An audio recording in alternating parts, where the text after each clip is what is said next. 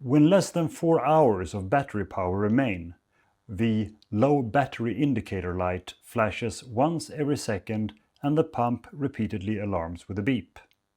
When you have a low battery alarm, the pump will automatically go into a paused state. To resolve the issue, turn your pump over and remove the battery cover by pulling up. Use the ribbon provided to remove the spent batteries.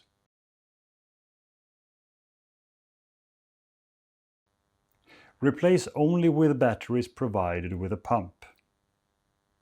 If the batteries have gone missing, please contact your healthcare provider to provide new batteries.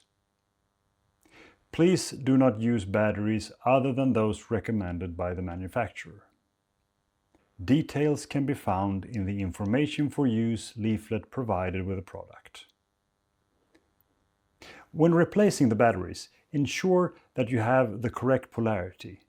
Inside the case, you will find a sticker which indicates how each battery should be placed.